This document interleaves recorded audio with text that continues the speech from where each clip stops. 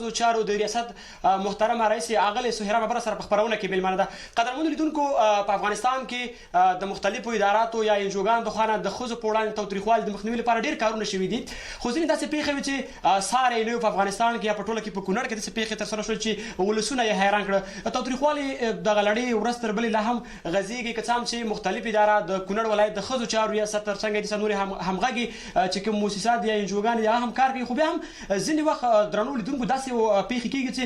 ولس هم حیران شوی وي چې دغه پېښو لاملونه څه دي او څنګه کولی شو دغه پېښې له منځه لاړ شي. تر اوسه پورې د کونړ ولایت د ښځو چارو ریاست څه کړي په دې برخه کې؟ په همدې اړه سره په کونړ ولایت کې د ښځو چارو رئیسه اغلې سهیلا بابر میلمنه ده. په لومړیو کې د هرکلي خو راغلاست، ستړي مه شئ، باسته په خیر راغلی. مننه ژوندی اوسئ. تاسو مننه اغلې بابر. که د ځانګړي مرکې لومړی پوښتنه شروع کړو له تاسو څخه، تاسو څو وخت راهیسې د کونړ ولایت کې د ښځو چارو رئیس په توګه پاتې شوي یاستئ؟ مننه. زه کونړ ولایت د ښځو چارو په ریاست کې تقریبا زما 1 کال او 3 میاشتې وشولې چې خپله دنده سرته رسوم. ډېره مننه. که په لومړیو کې راته ووایئ چې د ښځو چارو ریاست نور کوم مسؤلیتونه لري، که تاسو یې واضح کړئ لیدونکو ته څه کوي د ښځو لپاره په کونړ کې؟ د ښځو چارو ریاست په ټول افغانستان کې د ښځو چارو د وزارت کومه پالیسي مقرري تفاهم نامې او کوم چې د جندر پالیسي دي او هغه ملي پالیسي او ملي برنامه چې دی او بین المللي کومه برنامه او پالیسي نه چې دی داغه د تطبیق په خاطر باندې جوړ شوی دي چې غواړي چې د ښځو لپاره دغه پالیسي نه او دغه مقرري تطبیق کړي. او دغه شان د خپل اداراتو سره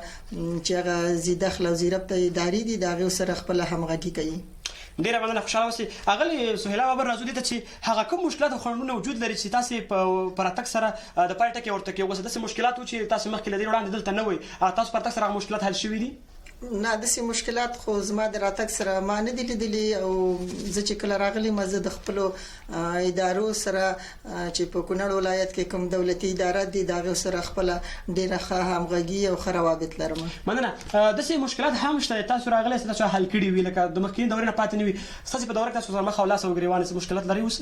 موږ مشکلات خو واقعا چې په هر ټولنه کې او په هر ځای کې مشکلات هم شته، سہولتونه هم شته دي. زه چې راغلی ما د خاص مشکلات به زما په وړاندې نه چې هغه ته ما رسیدګي نه کړې شوی مشکلات.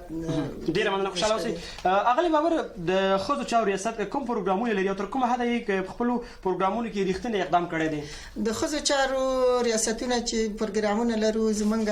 هدف دا دی چې ښځو ته باید کار وکړو. هغه 3 برنامې دي، اساسي برنامې چې هغه د خشونت د منځه وړل دي، عامه پوهاوی دی او د ښځو د ظرفیت لوړونه ده.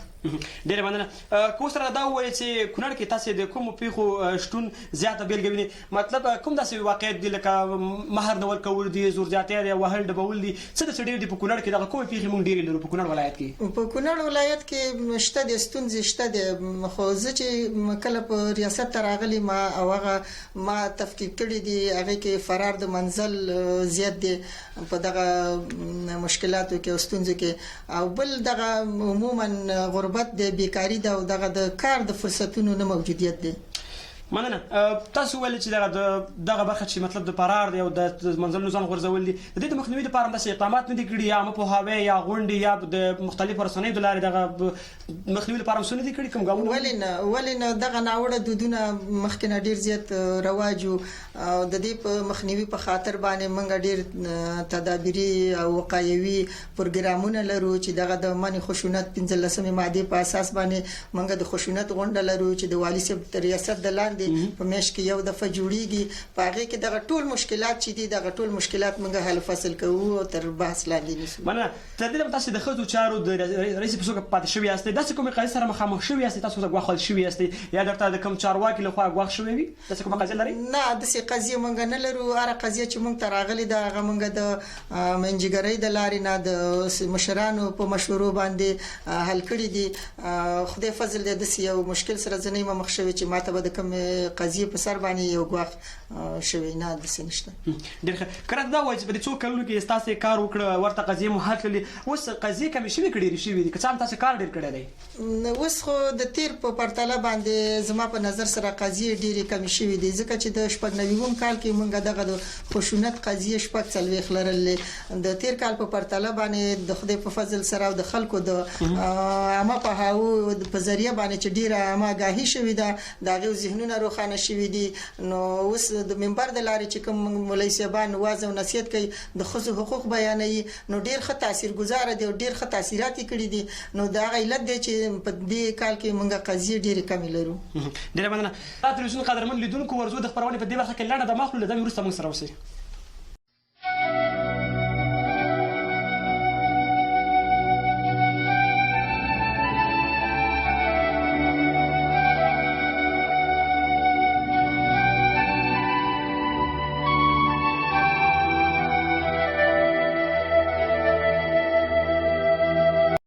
بیا هم خره خلاص قدرمنو لیدونکو تاسو د زلا تلویزیون څخه ځانګړي مرکه خبرونه ګورئ چې نن په خبرونه کې د کونړ ولایت د ښځو چارو رئیس اغلې سهیلا ببر ملمنه ده چې ورته پوښتنې لرو او دا پوښتنې هم موږ ته ځوابوي. په هر حال زموږ سره اوسئ غواړئ خبرونه وګورئ نو تر پای شی ور سره اوسئ. اغلې ببر بیا دې تر چې ولایتي شورا ولایت مقام امنیه قومنداني د نور ورګاونه تاسو تر کومه حد همکاري کوي؟ منګه سره ډیر زیات همکار دي. کو ولایتي شورا د قومنداني د کو ولایت د موږ سره کو محاکم دي ډیر زیات موږ سره همکار دي. په دې اساس کو زمونږه کومه قضیه منګه هغه د قومنداني سره چې د منی خشونت فاميلي یو بخش لري هغه منګه سره په ډیر هماهنګي سره راځي پروګرام کې دغه خشونت غونډه کې برخه اخلي. هغه چې کوم قضیه لري زمونږه سره یو ځای کوي منګه چې کوم قضیه لرو هغه سره یو ځای کوي. بل چې زمونږه بعضي قضیه دي چې هغه یو ځای انتقال کو یا یو کوم خور دلته را انتقالو په دې کې موږ سره قومنداني ډیر زیات همکار ده. مننه. لدې اخو داسې موسسات لري یا انجوګان لري تاسو سره د خوځو په وړاندې توتریخوالي په منځوړلو کې کار کوي یا فعالیت کوي مشخصه کوي؟ موږ سره ډیر موسسات شته چې یو د واو دفتر دی او بل د شهدا موسسه ده د شپول موسسه ده همدغه شانته د واک انجو ده دا موسسه ده چې هغه موږ سره په دې برخه کې زیات همکار دي او موږ سره په پروګرام کې برخه اخلي. ځینې وخت داسې خويندې هم موږ لرو چې له فانتونه فارغه وي له مکتبه فارغه وي اسناد ورسره وي ولې وخت نه وخت په مختلفو اداراتو کې دته د استخدام برخه کې ځای نه ورکول کیږي لامل سپیسیفیک بولي تاسو؟ دولت هیڅ کله نه غواړي چې باغ چا باندې چې مصارف کړي او یو څوک له زده کړه ورکړي یو تر پوهنتونه پورې رسیدلی او فارغ شوی نو هغه همیشه د پاره خپل لمن هغه ته پرانیستي ده او ورکله په دې تم دي چې باید زمونږ خويندې ورونه راشي او موږ سره په ادارو کې کار وکړي. خو کله چې زمونږ خويندې نه غواړي او دلته کار وکړي هغه د سیده چې دغه ناوړه دودونو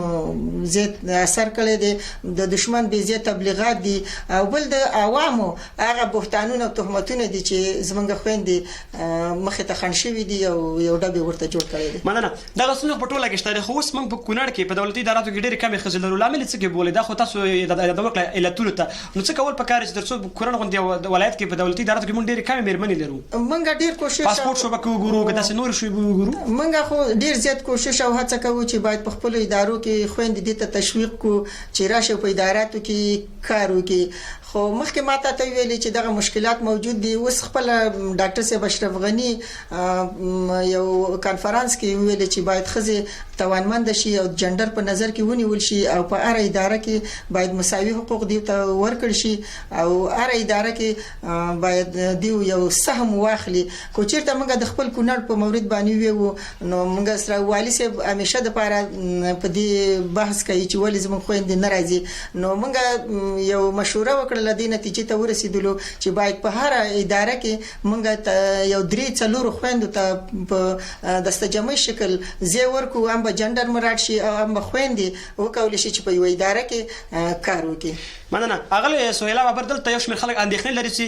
ګینې په اساسي مامورین یوازې په مرکز کې کار کوي هم ریاست هم دلته محدود کار کوي ولې هغه لري پروتو سیمه کې چې هغه ته خويندې د مشکلات سره مخ دي تعلیم نه محروم دي نور د ژوند سختو کړهونو سره شپې تیري دا غیله لپاره ته مامورین نه لګي یا کار نه کوي ول سوالو ته هم لاسرسي نه لري. موږ خپل د خزو چارو ریاست په مرکز کې هم دغه یو ریاست دی. موږ په ولسوالیو کې اداري واحدونه نه لرو. کو چیرته موږ په ولسوالیو کې اداري واحدونه لرل نو زموږ خويندو کولای شو چې هر مشکل ورته راځي کېدل هغه ته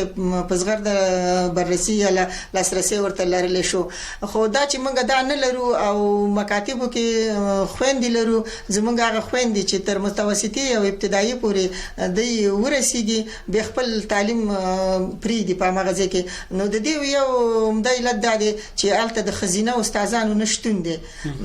کوچیرته دلته د خزینه استادانو د نارینه استادانو په ځای باندې ټول مقرر شي خويندې نو کول شي چې هغه خويندې خپل زده کړو ته ادامه ورکړي نه من اغلی سویلا بابر اوس دې خبرې ته راځو چې په کونړ کې په کال کې یا هم په دغه یو کال کې فکر کوم چې په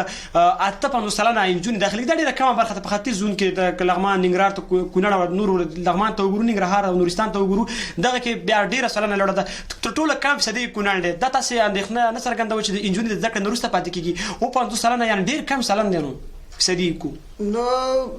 کما سلنه خو ما تاسو ته مخکې ویل چې دغه د زده کړې مخه چې ډب کړي دا کوم خندونه ورته جوړ شوی دي دا هم دغه علت دی چې د خزینه او استادانو نشټون دي او دغه ماحول هغه ناوړه دودونه دي چې زمونږ خويندې په دې دام کې ګيري کړي دي چې نشي کولای د خپل کورونو ناراشي او خپل زده کړې ته ادامه ورکړي مونږ په دې لار کې هلي ځلې ډېری کړي دي او غواړي چې نور موږ زمونږ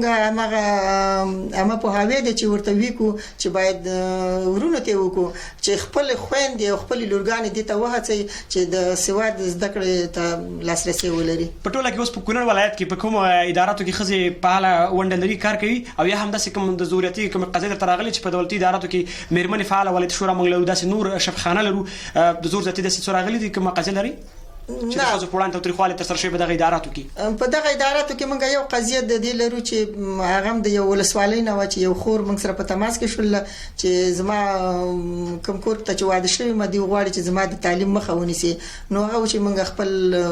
نماینده ورولېګو دغه د فامیل سره خبرې وکړلې او دغه ذهن دې ته ماده کو چې باید خپل دغه نګور ولېږي او خپل زده کړې ته ادامه ورکړي او نور موږ خويندې لرو ډېر خويندې موږ په معرف کې لرو چې هغه استادان دي مدیران دي سرمعلمان دي همدغه شان په ولایتي شورا کې موږ دوه خويندې لرو د صحت په بخش کې موږ ډېر زیات خويندې لرو همدغه شان نور خويندې چې د لویانو د زده کړو لکه سواد آموزي کورسونه دي چې موږ دا ډېر کورسونه په ولسوالیو کې په مرکز کې لرو چې موږ ډېر خويندې داغونه مستفید شوي دي او هغه تدریس کړی دي اوس کولای شي چې خپل هغه تور او سپین سره بیل کې مننه اغلی بابر څه کول پکاره چې انجونې تعلیم ترلاسه کړي علم ترلاسه کړي هیواد مابد شي او دغه د مشکلات خلاصون لار بچوي تاسو په دې څه وایي نو د دې د خلاصون لار دا د چې هر وطن چې جوړیږي آبادیږي او جهالت پکې د منځزي او عمده علت هم دا دی چې باید د سواد کچه لوړ شي د سواد د کچه لوړېدو په خاطر باندې زمونږ دلته د معرف ریاست دی هغه ډیر پروګرامونه په لار چولې دي همدغه شان زمونږ د خزو په ریاست د خوانه د ماګاهي پروګرامونه لرو مونږ دغه کوم متنفذین کوم روشن فکر سپینګری چې لرو مشران لرو د خويندو په ذریعہ باندې مونږ دیوته روزانه یو تقسیم اوقات ورکوو چې دیو دغه د زده کړې په خاطر او دغه د خشونتونو په ارتباط باندې د منبر د لارې د رسنیو د لارې د راډیو د لارې دغه بیانونه کوو چې باید خويندې او لورګان خپل دې ته وهڅوي چې راشي او خپل زده کړې وکي ځکه چې کوم خندونه او مشکلات د منځزي یوازینی علت د سواد دي چې هغه څه چې مونږ لاس ته راوړو کو عصري تعلیمات دي کو دینی تعلیمات دي د زده کړې ملت دي چې د زده کړې په اساس مونږ کولای شو چې د وطن خپل د پرمختګ سره د پرنړیواله کچه باندې برابر کړو تاسو له کاري دورې 15 میاشتې نږدې تیریږي لاس ته راوړنې مو څه په ټوله کې په دغه 15 میاشتو کې غټ لاس ته راوړنې مو څه کې مهرباني یاد ټوله یاد کړئ زمونږ غټ لاس ته راوړنه خدا د چې مونږ یو په خزو چارو ریاست کې یو غټ تالار جوړ کو چې څه ټریننګونه چې کیږي د خزو په ارتباط باندې مخکې به زمونږ خويندې اطلاعات او کلچر لتللې د سرحداتو ریاست لبتللې اوس زموږ خويندې دغه تالار نه استفاده کوي هغه مؤسسات چې موږ سره همکار مؤسسې دي او کوم ټریننګونه د خزو په مورد باندې ورکوي هغه ټول په دې حال کې خويندې ټریننګ اخلي زموږ نور لاس ته راوړنې دغه چې دغه خشونتونو کوم قضیه چې راځي هغه موږ ډیر حل فصل کوو خويندې زموږ ناراضي دي نو څه پورې کوم شکایت نه لري او نور لاس ته راوړنې چې د صحت په بخش کې موږ خويندې له ټریننګ ورکوي ورکړی دی دغه زراعت په بخش کې زمونږ خويندو ډېر ټریننګونه اخیستلي چې دغه شنې خونې یا شنې باغچې ورته وایي د سواد زده کړې په برخه کې ډېر زیات ټریننګونه اخیستلي دي دا اوس فعلا د پاره چې د یو مؤسسه ده چې سل ښځو ته هغه ټریننګ ورکوي چې هغه په کلیو باندې کې وړي شخړې پیدا کیږي هغه سره به په مشوره باندې حل کوي همدغه شانته د ملاریا او د پولیو په اړه کې په دې ریاست کې موږ خويندو ته ټریننګونه ورکړي دي نو ډیر زیات لاس ته راوړل موږ له دا چې د پروګرام ورسته شوی د خبرونه هم ځانګړي مرکه د څه تفریح تار شو د خپل مبارزې په اړه راته وایي چې دومره وخت مبارزه کوي کله ستړي شوی یا څه احساس مو کړی چې څومره کار کوي او بیا هم د خود په تاریخوالي کله ستړي احساس کړی ده زه خو ډیر زیات ارزو لرم تر کوم وخت چې زه د مکتب نه فارغ شوی یم نو تر هغه وخت نه زه به وظیفه شوی نه یم او په خپل وطن کې ورته کارونه مو څه ول دي مخکې وظیفه م شي د اول کې چې زه کله مکتب نه فارغ شولم زه استاد او ما په کونړ ولایت کې کله چې کونړ ولایت تخلیه شو ننګرهار علایي لیسه کې معلم او ما نو تر یو وخت وقفې نه وروسته چې کله موقته اداره جوړه شو اولینه رئیس د خصوصي چارو رئیس زوم په کونړ ولایت کې دا غینه بعد دو دورې ولایتي شورا مې کړې ده هغه نه د الله فضل سره د دې کارونو نتیجه مې و چې د دویم ځل د پاره بیا رئیس شوم د خصوصي مبارزه مو روانه وي کې د ستړي کړي یاست مبارزه به مې روانه وي تر څو چې زما په هر کې ساوي زما د خزو خدمت ډیر ارزو ده زه غواړم چې دغه ټول ژوند مې د خزو د خدمت په باره کې وقف کړم مننه دا څه دي چې غواړي ارمان مو چې وی کوي ارمان مو څه دی زه غواړم چې د ټول خزي چې په کونړ ولایت کې دي د زمانه متاثر نشي او زه وکولای شم چې د دې ار خواسته ته په ډیر خوشاله جواب وایم د ژوند خاطره مو سره چې په دغه ټول ژوند کې مو په دفتر کې یا په کلی ژوند کې څنګه خاطره لري کې خوږه خاطره راته وي خوږه خاطره مې دا چې په تل د دونه لسیزو کې چې ډیر بد حالات تیر شلو او زه بیا هم ژوندۍ پاتې شلم او راغلم او د خزو په وړاندې او د خپل خويند په وړاندې د خپل ورونو په وړاندې باندې خپل وظیفه ته ادامه ورکوم تاسو کوم کار دی چې تاسو غواړئ وکړئ خو نه کیږي وخت نه وخت به دا کار به زه وکړم هغه کار نه کیږي څه دي هغه کار د سیده چې زمونږ دغه کونړ ولایت چې د وسناتي ټولنه ده او دغه ناوړه دودونه په کې ډیر زیات دي زما ارزو ده د زه د سقواړم چې باید زمونږ په هر اداره کې خويندې ناستي او هر خور چې زمونږ زی او کوم کاری په اداره کې پیدا کیږي بدون د کوم عذر معذرت نه ته دی هغه کار یو دقیقو کې سره ورسیږي او غواړم چې د ورونو سره څنګ په څنګ او جندر مراد شي په یو اداره کې نیم ورونه ناستي او نیم خويندې ناستي دا زما ډیر ارزو ده ډیر مننه په پای کې لخويند ورونو دولت ولسی خلکو څه پیغام څه غوښتنه لري دوه ته مهرباني وکړئ د زلا تلویزیون تاسو په خدمت کې دی د زلا تلویزیون د لارې نه ز خپل خويندو ته دا پیغام لرم چې هیڅ کله به د پردیو په تبلیغاتو مغولېږي او د پردیو په خبرو پسې مګرځي کوشش وکړي چې خپل بچیان د مکتب تر دروازې ورسوي او خپل تعلیم حاصل کړي او خپل ژوند په خپل روخانه کې ځکه چې تعلیم ډېر ښه دی د تعلیم په ذریعہ باندې انسان د ژوند ډېر جوګ او لوړ پړاو ته رسیږي او د ژوند کامیابی په همدغه سواد زده کړه کې ده اغلی بابر ډیره مننه کوم چې ځانګړي مرکه ته راغلی او هغه پوښتنې مو جواب کړلې ولستم څو شبي خوخي ورکړه تاسو نه ډیره مننه کوم مننه تاسو نن ژوندۍ اوسئ خوشاله اوسئ چې مالم دومره وخت راکو تاسو جوابونو ته سوالونو ته جواب وایم مننه د زلا ټلویزیون قدرمنو درګو موږ هم په کونړ ولایت کې د خزو چارو د ریاست محترمه رئیس اغلی سهیلا بابر ډیره مننه کوم چې ځانګړي مرکه ته راغله او زموږ پوښتنې ته جواب ورکړو په دې هیله چې د اغلی بابر خبرې مو اوریدلې او خوښ شوې مو وي قدرمنو اوریدونکو به هڅه کوو چې د کونړ ټول هغه د مختلفو ریاستونو رئیسان ولسوالان چارواکي ټول په خبرونه کې ځان سره ولرو او د هغه د ژوند خبرې وورو د څنګه د هغه لاستراوړنې هم وورو د زلا ټلویزیون درنو لیدونکو د ځانګړي مرکه خبرونه د ظاهر الله ظهیر په قربتو اسما د ګران کیمرامن خالد خیال سره پامدیزه پای تر رسیدي تر بیا بل خبرونه ظاهر الله ظهیر او زمونږ نورم کارن په لوی الله مسپارو د سوکاله سورلړی او د افغانستان په لوی الله ومنشه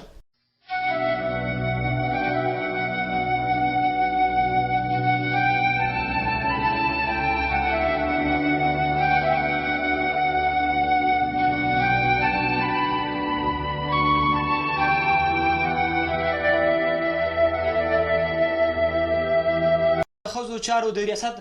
محترمه رئیس اغلې سهیره ببره سره په خپرونه کې بېلمانه ده. قدرمنو لیدونکو، په افغانستان کې د مختلفو اداراتو یا انجوګانو د خوا نه د ښځو په وړاندې تاوتریخوالي د مخنیوي لپاره ډېر کارونه شوي دي، خو ځینې داسې پېښې وې چې ساری یې نه وي په افغانستان کې یا په ټوله کې په کونړ کې داسې پېښې ترسره شول چې ولسونه یې حیران کړه. تاوتریخوالي دغه لړۍ ورځ تر بلې لا هم غځېږي، که څه هم چې مختلف اداره د کونړ ولایت د ښځو چارو ریاست تر څنګ دي نورې همغږي چې کوم مؤسسات یا انجوګانې یا هم کار کوي، خو بیا هم ځینې وخت درنو لیدونکو داسې پېښې کېږي چې ولس هم حیران شوی وي چې دغه پېښو لاملونه څه دي او څنګه کولی شو دغه پېښې له منځه لاړ شي. تر اوسه پورې د کونړ ولایت د ښځو چارو ریاست څه کړي په دې برخه کې؟ په همدې اړه سره په کونړ ولایت کې د ښځو چارو رئیسه اغلې سهیلا بابر مېلمنه ده. په لومړیو کې د هرکلي خو راغلاست وایو ستړي مه شئ، باسته په خیر راغلی. مننه ژوندی اوسئ. تاسو مننه اغلې بابر. که د ځانګړي مرکې لومړی پوښتنه شروع کړو له تاسو څخه، تاسو څو وخت راهیسې د کونړ ولایت کې د ښځو چارو رئیس په توګه پاتې شوي یاستئ؟ مننه. زه کونړ ولایت د ښځو چارو په ریاست کې تقریبا زما 1 کال او 3 میاشتې وشولې چې خپله دنده سرته رسوم. ډېره مننه. که په لومړیو کې راته ووایې چې د ښځو چارو ریاست نور کوم مسؤلیتونه لري، که تاسو یې واضح کړئ لیدونکو ته څه کوي د ښځو لپاره په کونړ کې؟ د ښځو چارو ریاست په ټول افغانستان کې د ښځو چارو د وزارت کومه پالیسي، مقرري، تفاهم نامې او کوم چې د جندر پالیسي دي او هغه ملي پالیسي او ملي برنامه چې دی او بین المللي کومه برنامه او پالیسي نه چې دی داغه د تطبیق په خاطر باندې جوړ شوی دي چې غواړي چې د ښځو لپاره دغه پالیسي نه او دغه مقرري تطبیق کړي. او دغه شان د خپل اداراتو سره چې هغه زیدخل او زیربط ادارې دي دغه سره خپل همغږي کوي. ډیره مننه. خوشاله اوسئ. اغلې سهیلا بابر راځو دې ته چې هغه کوم مشکلات او خنډونه وجود لري چې تاسو په راتګ سره د پای ټکي ورته کې اوس داسې مشکلات و چې تاسو مخکې لدی وړاندې دلته نه وي، تاسو په راتګ سره مشکلات حل شوي دي؟ نه، داسې مشکلات خو زما د راتګ سره ما نه دي لیدلي او زه چې کله راغلم زه د خپل ادارو سره چې په کونړ ولایت کې کوم دولتي اداره دي دغه سره خپل ډیره ښه همغږي او ښه روابط لرم. مننه. داسې مشکلات هم شته تاسو راغلي تاسو حل کړي وي، لکه د مخکینی دورې نه پاتې نه وي، تاسو په دوره کې تاسو سره مخ او لاس او ګریوان مشکلات لري اوس؟ موږ مشکلات خو واقعا چې په هر ټولنه کې او په هر ځای کې مشکلات هم شته، سہولتونه هم شته دي. زه چې راغلی ما د خاص مشکلات به زما په وړاندې نه چې هغه ته ما رسیدګي نه دا کړی شوی مشکلات. ډیره مننه. خوشاله اوسئ. اغلې بابر د ښځو چارو ریاست کوم پروګرامونه لري او تر کومه حده یې په خپل پروګرامونو کې ریښتینی اقدام کړی دی؟ د ښځو چارو ریاستونه چې پروګرامونه لرو زمونږ هدف دا دی چې ښځو ته باید کار وکړو. هغه 3 برنامې دي، اساسي برنامې چې هغه د خشونت د منځه وړل دي، عامه پوهاوی دی او د ښځو د ظرفیت لوړونه ده. ډیره مننه. کو سره دا وایي چې کونړ کې تاسو د کوم پیښو شتون زیاته بیلګې ویني، مطلب کوم داسې واقعیت دي لکه مہر نه ورکول دي، زور زیاتې دي، وهل ډبول دي، څه د ډېر دي په کونړ کې دغه کومې پیښې موږ ډېرې لرو په کونړ ولایت کې؟ په کونړ ولایت کې شته د ستونزې شته دي، خو زه چې کله په ریاست ته راغلی ما او هغه ما تفکیک کړي دي هغه کې فرار د منزل زیات دي په دغه مشکلاتو کې او ستونزو کې، او بل دغه عموما غربت د بیکاری ده او دغه د کار د فرصتونو نه موجودیت دی. مننه. تاسو ویل چې دغه برخه چې مطلب د فرار دی او د منزلونو ځان غورځول دي، د دې د مخنیوي لپاره هم داسې اقدامات نه دي کړي، یا پوهاوی یا غونډې یا د مختلفو رسنیو د لارې دغه مخنیوي لپاره هم څه نه دي کړي کوم ګامونه؟ ولې نه دغه ناوړه دودونه مخکې نه ډېر زیات رواج او د دې په مخنیوي په خاطر باندې موږ ډېر تدابیري او وقایوي پروګرامونه لرو چې دغه د منع خشونت 15 ماده په اساس باندې موږ د خشونت غونډه لرو چې د والي صاحب ریاست د لاندې په میاشت کې یو دفعه جوړیږي. په هغه کې دغه ټول مشکلات چې دي دغه ټول مشکلات موږ حل فصل کوو او تر بحث لاندې نیسو. مننه. تر دې تاسو د ښځو چارو د رئیس په توګه پاتې شوي یاستئ، داسې کومې قضیې سره مخامخ شوي یاستئ، تاسو ته ګواښل شوي یاستئ یا درته د کوم چارواکي لخوا ګواښ شوی وي؟ داسې کومه قضیه لري؟ نه، داسې قضیه موږ نه لرو. هر قضیه چې موږ ته راغلې ده هغه موږ د منځګړۍ د لارې نه د مشرانو په مشورو باندې حل کړي دي. خدای فضل دې داسې یو مشکل سره زه نه یم مخ شوی چې ماته به د کوم قضیه په سر باندې یو ګواښ شوی نه داسې نشته. ډېر ښه. کله دا وایي چې په دې څو کلونو کې تاسو کار وکړ ورته قضیه مو حل کړلې، اوس قضیې کمې شوي که ډېرې شوي دي؟ که څه هم تاسو کار ډېر کړی دی؟ اوس خو د تیر په پرتله باندې زما په نظر سره قضیې ډېرې کمې شوي دي، ځکه چې د 96 کال کې موږ دغه د خشونت قضیې 40 لرلې. د تیر کال په پرتله باندې د خدای په فضل سره او د خلکو د عامه پوهاوي په ذریعہ باندې چې ډېره عامه آګاهي شوې ده، دغه ذهنونه فکرونه روښانه شوي دي. نو اوس د منبر د لارې چې کوم مولوي صاحبان واعظ او نصیحت کوي د ښځو حقوق بیانوي نو ډیر ښه تاثیرګذار دي او ډیر ښه تاثیرات کړي دي. نو دا علت دی چې په دې کال کې موږ قضیه ډیره کمې لرو. ډیره مننه. تلویزیون قدرمن لیدونکو ورزو د خبرونه په دې برخه کې لړنه د مخلو د وروسته موږ سره اوسئ.